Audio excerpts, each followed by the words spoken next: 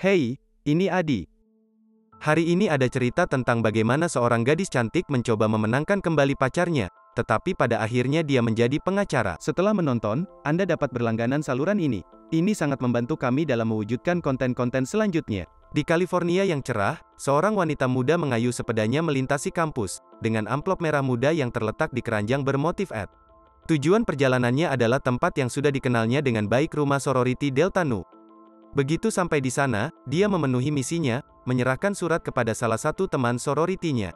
Ini menjadi awal dari upaya kolaboratif ketika teman-temannya yang lain ikut menulis kata-kata mereka di kartu tersebut. Surat ini melanjutkan perjalanannya melalui tangan-tangan mereka hingga akhirnya mendarat di depan Margot dan Serena. Kedua penerima ini menyatukan surat dengan amplopnya, dengan hati-hati memasukkannya ke dalam celah pintu kamar. Anjing Chihuahua peliharaannya, Bruiser, menemui amplop merah muda yang tersembunyi di bawah pintu dan mengambilnya, kemudian memberikannya kepada pemiliknya. Elle mengambil surat itu, memberikan ciuman pada foto pacarnya, Warner Huntington yang ketiga. Harinya berlanjut dengan pertemuan dengan teman-teman terdekatnya, suasana yang pas untuk membahas suatu proposal.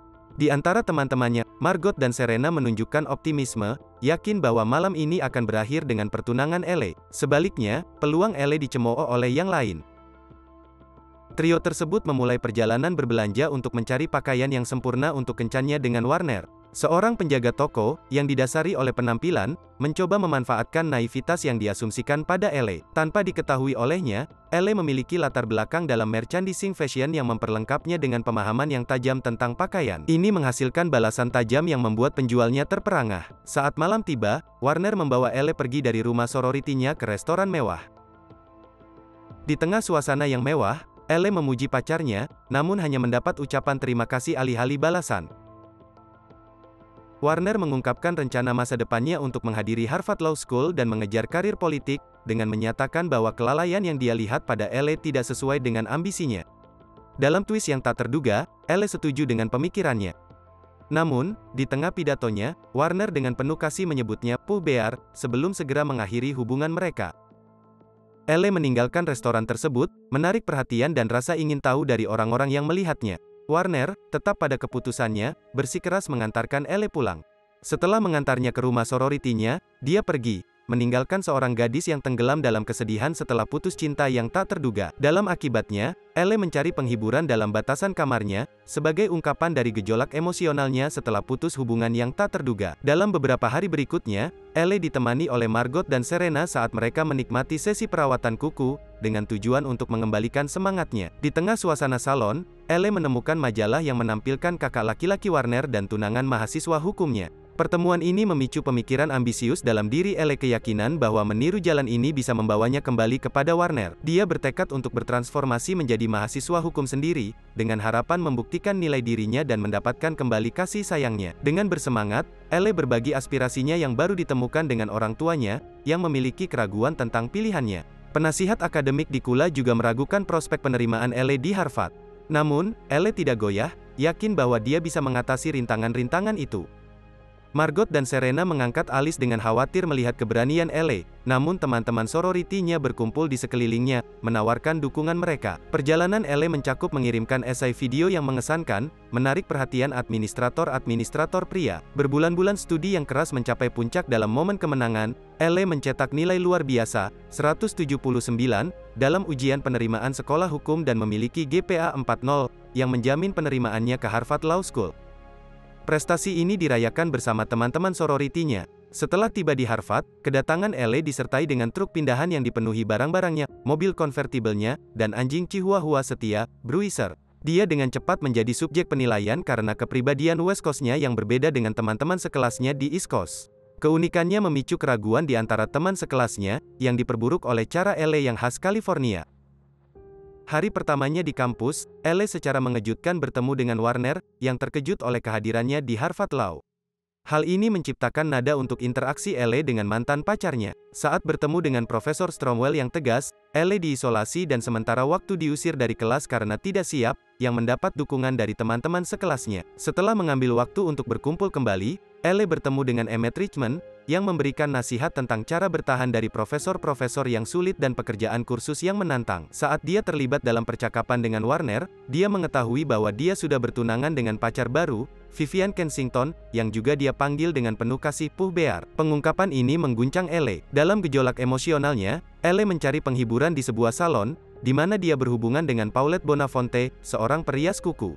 Kisah pribadi Paulette tentang ketahanan meresap dalam diri Elle, yang mengarah pada beberapa nasihat yang ramah dan sedikit minat romantis dari seorang pegawai UPS. Bertekad untuk mendapatkan kembali kasih sayang Warner, Elle menghubungi dia dengan cara bergabung dengan kelompok studi Warner dengan membawa keranjang muffin. Namun, usahanya ditolak oleh Vivian dan kelompok tersebut. Pertemuan ini membuat Elle merasa kalah, yang membuatnya menelepon teman-teman terbaiknya untuk mencari penghiburan, hanya untuk mengetahui tentang pertunangan Margot dan perburuan gaun pengantin Serena. Semangat Elle sedikit terangkat ketika Vivian mengundangnya ke pesta kostum. Elle, mengenakan kostum kelinci, tiba di acara tersebut, hanya untuk menyadari bahwa Vivian memanfaatkannya untuk bersenang-senang. Alih-alih bereaksi secara negatif, Elle memutuskan untuk bermain, mencoba menyelamatkan sedikit martabatnya. Dengan penuh keberanian, Elle memberitahu Warner tentang niatnya untuk melamar magang Profesor Callahan. Namun, tanggapannya adalah sikap yang meragukan, yang mengulangi keyakinannya bahwa Elle kurang cerdas untuk hal-hal semacam itu.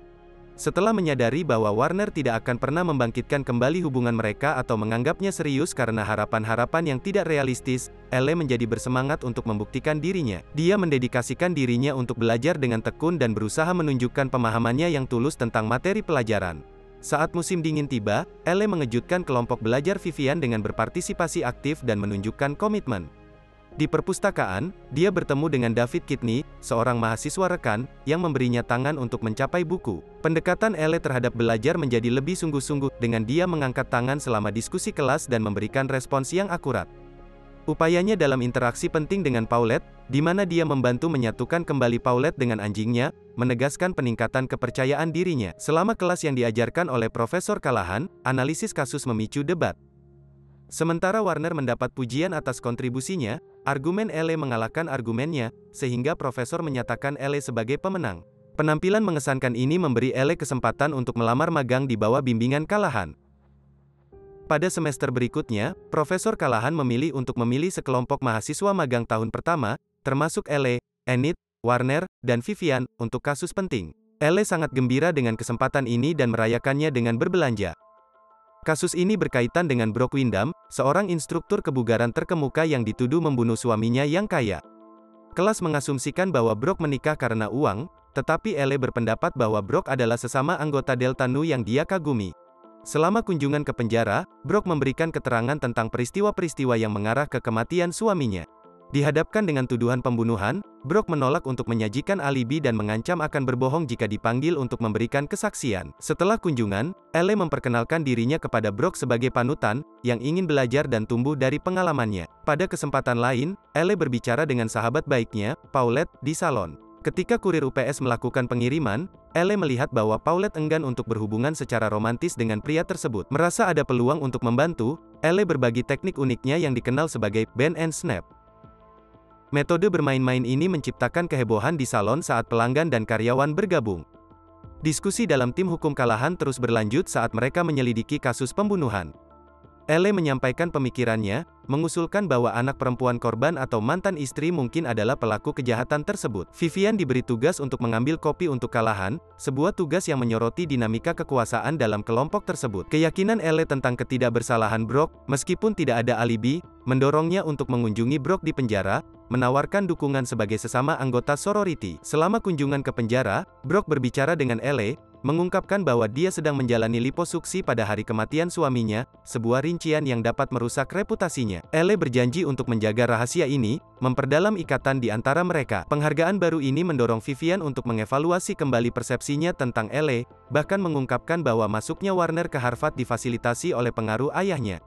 Pengamatan Emmett tentang potensi Elle lebih lanjut menggarisbawahi kemampuannya. Melihat percobaan David Kidney yang tidak berhasil dalam mengajak seorang gadis berkencan, Elle turun tangan dengan berpura-pura menghabiskan malam yang tak terlupakan dengannya. Hal ini mengubah situasi dan menarik perhatian gadis tersebut, meninggalkan Elle dengan senyuman puas. Di tengah persidangan, pemuda kolam renang Brock, Enrique, bersaksi dan mengisyaratkan keterlibatannya secara romantis dengan Brock. Intuisi Elle menunjukkan sebaliknya, Dan dia dengan cermat mengungkapkan orientasi sebenarnya Enrique di ruang sidang, merusak kredibilitasnya dan mengungkapkan nama pacarnya. Pengungkapan ini mengagetkan pengadilan dan membantu dalam menantang kesaksian Enrique. Kepercayaan diri Elle terguncang ketika Callahan melakukan tindakan tidak pantas padanya, membuatnya percaya bahwa magang ditawarkan untuk alasan yang tidak semestinya. Setelah insiden ini, Vivian salah paham dan mengejek Elle, dengan keliru berpikir bahwa Elle telah tidur dengan Callahan untuk mendapatkan posisinya. Terpukul, Elle mempertimbangkan untuk kembali ke California tetapi berbicara dengan Emmett sebelum membuat keputusan. Emmett dan Vivian mengunjungi Brock di penjara, memicu pembicaraan tentang kepergian Elle. Emmett membela Elle, dan Brock, yang tidak terkesan oleh perilaku Callahan, menggantinya dengan Elle sebagai pengacara. Namun, status Elle sebagai mahasiswa hukum mengharuskannya bekerja di bawah pengawasan Emmett. Saat persidangan berlangsung, lingkaran pendukung Elle, termasuk Paulette, pacarnya yang baru, kurir UPS, Margot, dan Serena, berkumpul untuk menyaksikan momen Elle sebagai pengacara. Elle mulai mempertanyakan langkah putri tiri Brock, Chutney, dengan menggunakan pertanyaan yang strategis. Awalnya goyah, Elle kembali menemukan ketenangannya dengan pandangan penuh semangat dari Emmett. Akhirnya, Elle mengungkapkan kebohongan Chutney dengan menyoroti inkonsistensi dalam ceritanya. Elle dengan cermat mendeduski bahwa alibi Chutney, yang melibatkan pelurusan rambut, adalah hasil pemalsuan karena waktu pembunuhan. Pengakuan Chutney mengungkapkan niatnya untuk membunuh Brock karena cemburu pada istri muda ayahnya. Pengadilan memberi respon dengan kagum pada kemampuan Elle yang lihai dalam mengungkap kebenaran, yang mengakibatkan penangkapan Chutney dan pembebasan Brock. Setelah persidangan, Warner mendekati Elle, mencari rekonsiliasi, setelah menyadari kemampuannya. Elle, yang kini penuh percaya diri, menolaknya, menyadari kedangkalan dirinya. Elle keluar dari situasi itu dengan penuh keyakinan baru, meninggalkan Warner yang malu. Film ini berakhir dengan wisuda Elle, di mana dia dirayakan sebagai mahasiswa terbaik di kelasnya. Dalam pidatonya, dia berbicara kepada rekan-rekannya sesama lulusan. Sementara itu, Emmett telah mendirikan firma hukumnya sendiri dan menjalin hubungan selama 2 tahun dengan Elle, dengan rencana proposal pada malam yang akan datang. Jadi, apa pendapat Anda tentang film ini? Tulis pikiran Anda di komentar di bawah video, dan jangan lupa untuk memberikan suka dan berlangganan saluran ini. Sampai jumpa.